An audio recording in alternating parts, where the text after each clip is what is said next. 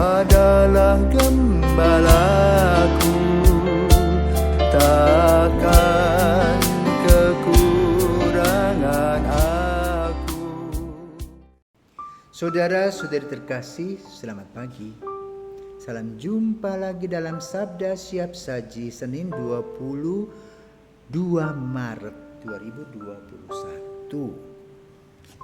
Hari Minggu biasa, pekan kelima Prapaskah dan Minggu Sangsara. Marilah kita berdoa. Bapa yang penuh kasih, ujian demi ujian dialami oleh Yesus. Dia sudah memberikan yang terbaik, menyembuhkan begitu banyak orang, dan kini dia dihadang untuk memberikan jawaban akan masalah yang dihadapi. Seorang wanita yang dikejar karena dianggap sebagai pecundang. Namun Yesus dengan bijaksana menjawab. Kami biasanya menuding-nuding orang, bukan menuding diri sendiri. Maka Injil pada hari ini mengajar kami untuk tidak menuding orang lain, tetapi menuding diri sendiri dan mereparasi diri. Ajarlah kami untuk itu ya Bapa, sehingga kami boleh merasakan kasih. Demi Kristus Putra-Mu dan pengantara kami, kini dan sepanjang masa. Amin. Tuhan bersamamu dan bersama rohmu. Inilah Injil Yesus Kristus menurut Yohanes. Dimuliakanlah Tuhan. Yohanes bab 8 ayat 1 sampai dengan 11. Sekali peristiwa, Yesus pergi ke Bukit Zaitun, dan pagi-pagi benar ia berada di bait Allah, dan seluruh rakyat datang kepadanya. Yesus duduk dan mengajar mereka. Maka ahli-ahli Taurat dan orang-orang Farisi membawa kepadanya seorang perempuan yang kedapatan berbuat zina. Mereka menempatkan perempuan itu di tengah-tengah, lalu berkata kepada Yesus, "Rabi, perempuan ini tertangkap basah ketika ia sedang berbuat zina. Musa dalam hukum Taurat memerintahkan kita untuk melempari dengan batu perempuan-perempuan yang demikian. Apakah pendapatmu tentang hal ini?" Mereka mengatakan hal itu untuk mencoba Yesus supaya mereka memperoleh sesuatu untuk menyalahkannya. Tetapi Yesus membungkuk lalu menulis di tanah dengan jarinya, dan ketika mereka terus-menerus bertanya kepadanya, ia pun bangkit berdiri lalu berkata kepada mereka, "Barang siapa di antara kamu tidak berdosa, hendaklah ia yang pertama melemparkan batu kepada perempuan itu." Lalu Yesus membungkuk lagi dan menulis di tanah. Tetapi setelah mendengar perkataan itu, pergilah mereka seorang demi seorang, mulai dari yang tertua. Akhirnya tinggallah Yesus seorang diri dengan perempuan itu yang tetap di tempatnya. Lalu Yesus berdiri dan berkata kepadanya, "Hai perempuan, di manakah mereka? Tidak adakah seorang yang menghukum engkau?" Jawab perempuan itu, "Tidak ada Tuhan." Lalu kata Yesus, "Aku pun tidak akan menghukum engkau. Pergilah dan jangan berbuat dosa lagi mulai dari sekarang." Demikianlah Injil Tuhan. Terpujilah Kristus.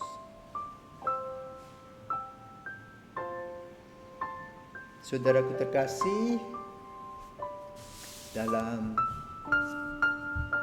percobaan di padang gurun ada 3 hal yang muncul yang mengingatkan kita akan kelemahan kita.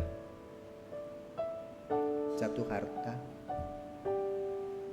uang, barang. 2, tahta, kekuasaan, jabatan. 3, wanita. Dan inilah yang diuraikan di dalam Injil pada hari ini. Mereka laki-laki mengatakan perempuan itu tidak betul sundal. Tetapi yang menyundali siapa? Ya laki-laki. Gampang menuding orang dengan 1 jari, sementara jari yang lain menuding dirinya sendiri. Bila tidak ada dialog 2 orang, tidak akan ada transaksi. Dan transaksi dengan perempuan ini sudah terjadi. Maka lalu mereka mencoba untuk mengelabui Yesus dengan kasus perempuan ini. tahu Yesus terjerumus karena perempuan cantik ini.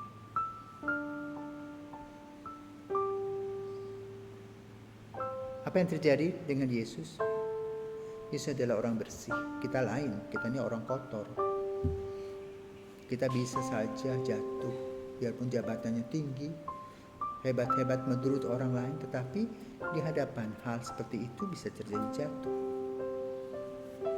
Maka Yesus mengingatkan kita, jangan tuding orang lain, tuding diri sendiri, karena kita tidak pernah sempurna. Maka tidak heran dalam kasus ini dikatakan oleh Yesus, kalau kamu tidak berdosa, lempar dia dengan batu.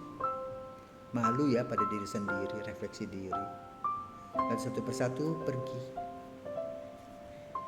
Bagaimana sikap Yesus?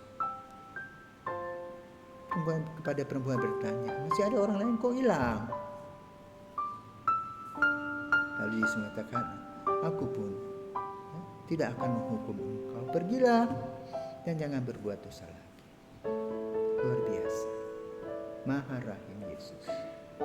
Dan itu disiapkan oleh gereja dalam menyongsong Hari Raya Paskah, biarpun Paskah tahun Covid ini adalah Paskah yang amat sederhana, di mana perarakan-perarakan yang merupakan tambahan-tambahan itu ditiadakan. Tetapi yang paling penting adalah bagaimana suasana batin kita dipersiapkan. Mungkin banyak di gereja sekarang akan mengikuti selebrasi tobat. Tidak lagi seperti dulu sakramen tobat secara pribadi. Tapi kalau ada kesempatan, mengapa tidak melakukannya? Bersihkanlah hati, sehingga kita melihat orang lain juga dengan mata yang jernih dan hati yang bersih. Tidak mengadili orang lain. Sebagaimana Ibu Teresa mengatakan, kalau kamu mengadili orang lain, bagaimana dan kapan kamu mencintai orang itu? Ini tentu saja mengikuti Yesus. Karena itu dalam Injil pada hari ini kita banyak belajar dari Yesus. Jangan sok tahu, sok hebat, sok bersih. Lihatlah kedalaman diri sendiri. Kita boleh saja seperti kuburan yang dicat yang bagus, tetapi hati kita busuk. Maka di masa sengsara ini, ayo datang kepada Yesus. Katakan apa yang telah terjadi dengan kita. Bukan membicarakan kepada Yesus tentang apa yang terjadi dengan orang lain. Karena kalau kita bicarakan tentang orang lain sia-sia. Tapi yang paling utama dan penting adalah membicarakan kekurangan-kekurangan kita agar kita boleh mendapatkan pengampunan. Disinilah tugas kita. Maka janganlah menghukum orang keras kalau kita sendiri tidak sempurna. Bercerminlah. Tapi jangan bercermin di dalam cermin yang pecah. Cermin yang betul. Kita bisa melihat kekurangan diri kita.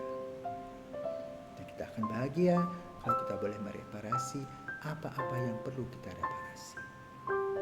Kalau kepada orang boleh, tapi sebagai korsi fraternal. Bukan untuk menjatuhkan. Tidak mudah, tetapi juga bukan mustahil. Kalau kita bersama Yesus, kita boleh belajar untuk melihat semuanya dengan bijaksana, dengan mata yang jernih, hati yang putih dan bersih. Semoga boleh kita menikmati kasih Yesus dalam keseharian kita, di mana kita berelasi dengan orang lain dengan melihat aura positif setiap orang.